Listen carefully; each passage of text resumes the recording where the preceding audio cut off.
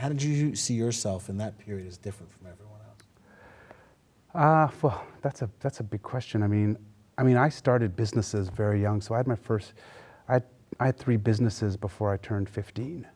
Okay. So I think people thought I was an odd child to begin with. Well, I had my first business at 13, and people still think I'm odd, so I Yeah. don't find that unusual. Tell me about these early businesses. What led you to them? Why did you choose them?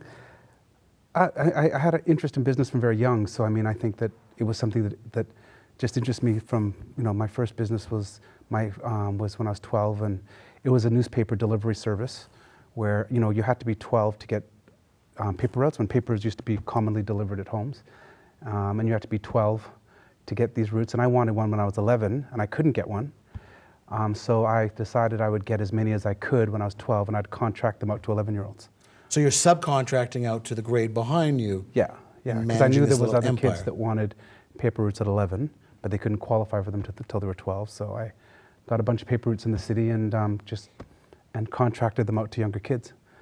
My first foray into child labor, and and then I started a rabbit business. So breeding rabbits, I'm Yes, imagining, not yes. renting them out. Yes, breeding. Yeah, there was an opportunity where I read that they had. There was a new rabbit that didn't grow big. It was called a Dutch dwarf. It stayed small, and the business problem was people would buy rabbits as bunnies, I guess, and they suddenly grow up to be,